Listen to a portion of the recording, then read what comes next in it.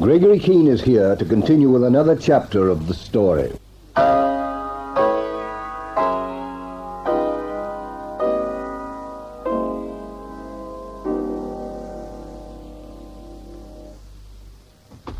There are times in every engagement when you have to sit tight and wait for the enemy to make the next move. And we've come to such a moment. But we've two very good strings to our bow. The authorities here in Sydney aren't after me as Sammy Rice anymore. And Huberman, thanks to some strenuous efforts on my part, thinks that I'm dead. And he's never heard of Tom Cutts. So while we're more or less marking time, Inspector Murray and the CIB have cooked up a file on a fictitious hoodlum called Tom Fenner. We're providing Cutts with some well-cleated boots to step into, and when the time comes, we're moving him, as Fenner, into the ring itself.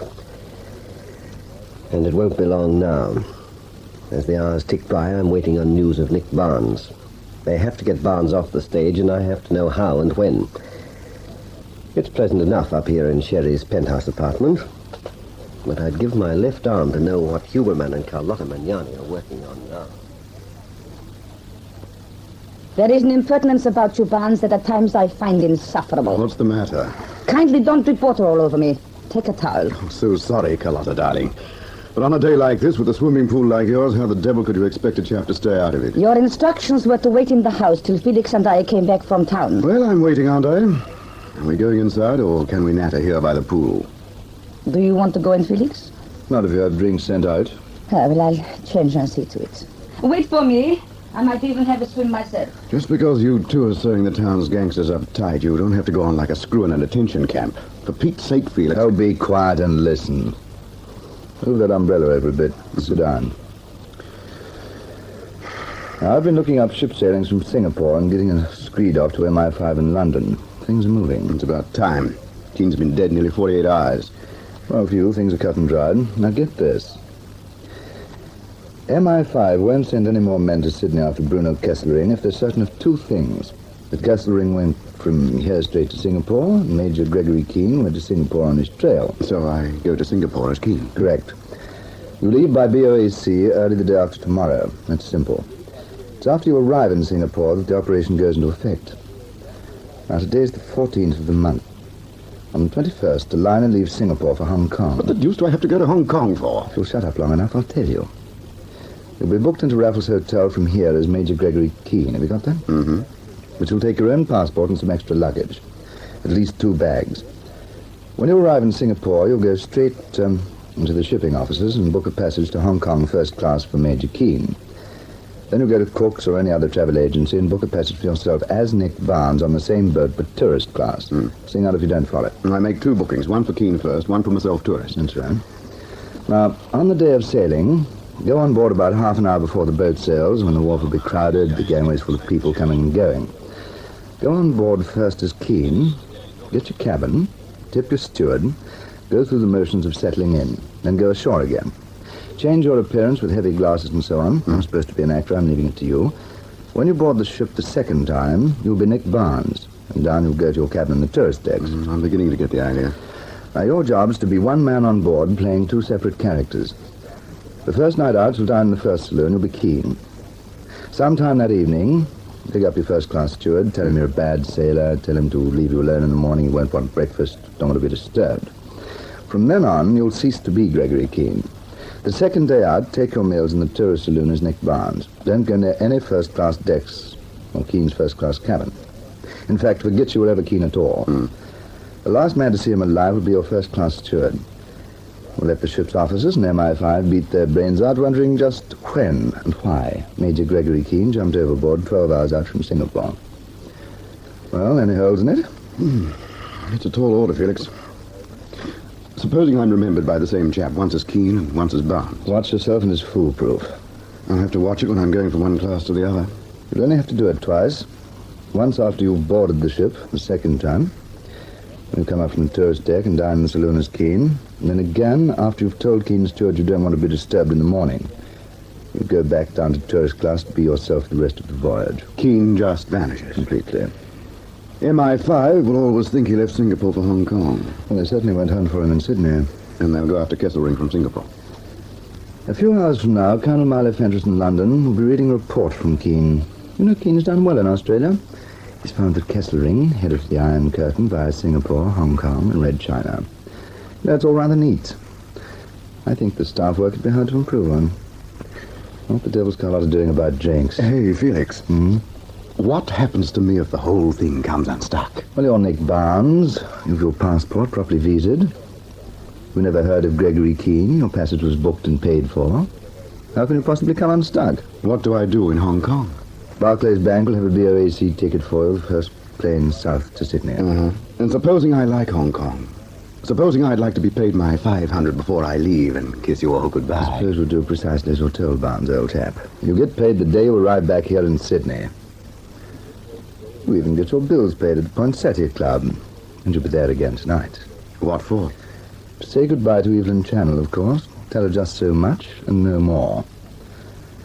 All right, Guzik, put the tray down here. Do you want the ice to melt before we get one decent drink?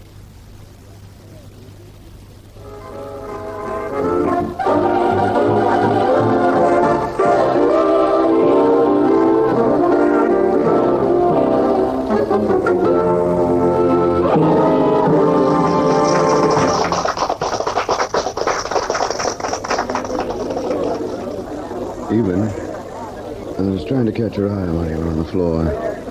Look, can we talk here at the table? Sit down. We'll go up to my dressing room in a minute. Where's Felix Huber? I was told to come here for your benefit. I'm leaving the day after tomorrow. Barnes, I'm frantic. Now that they've killed Keane, everything's up to me, and I don't know what to do. There's nothing you can do. If only they'd give me some orders from London. I don't want any orders from London. I'm going to pull out from Singapore while I've still got the chance. You heel. You go scot-free, and I can't even stop you without orders. Keane wanted you left with the ring, and now he's dead.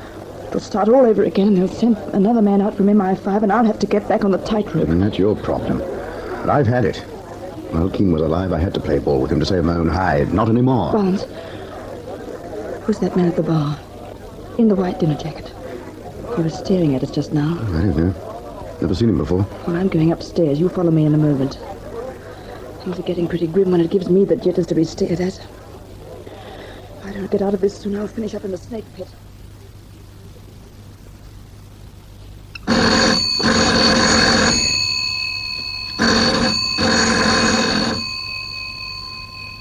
Hold it, Cuts. Wait for it.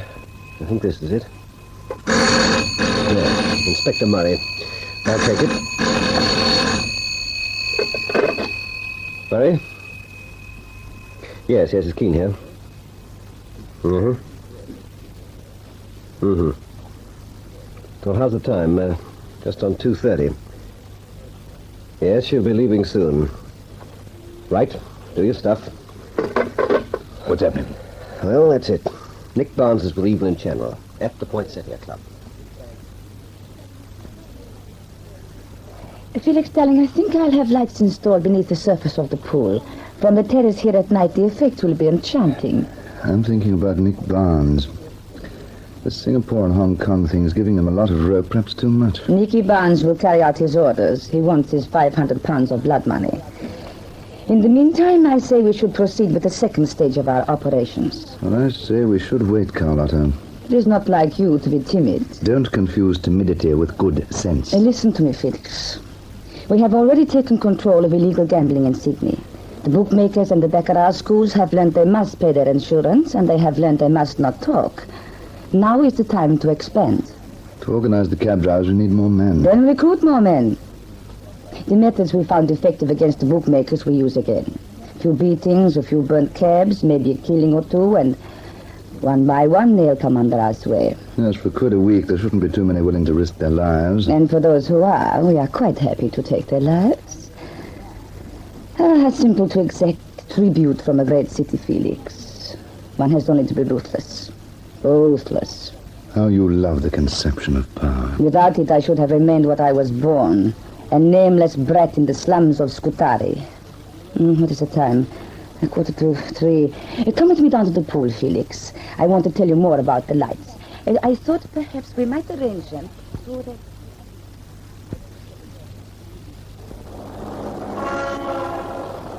Good night, Benny. Good night, Miss General. Where'd you leave the car, Barnes? Oh, Felix is using it. We'll have to get a cab. Why didn't you tell me? Benny could have got us one. Oh, never mind. Here's one coming in now. Hey, taxi!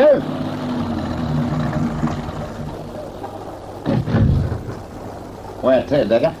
66 Fenwell Street, and don't call me Digger.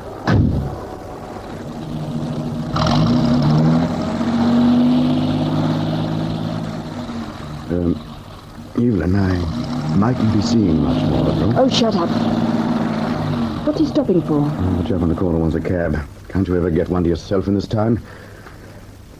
Where to, mate? Fenwell Street. Okay. Good evening, Barnes. Who the devil are you? You should know. Gregory Keene, and I'm very much alive.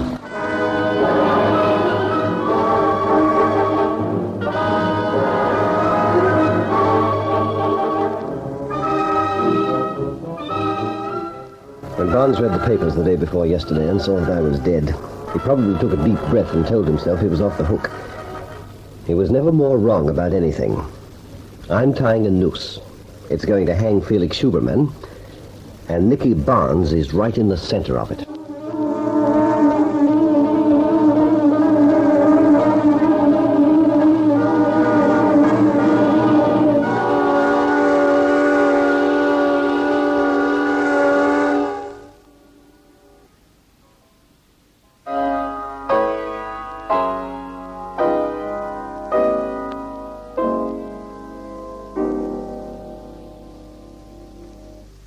What are Keene's plans for Nicky Barnes? Listen to the next chapter in this story of intrigue, Deadly Nightshade.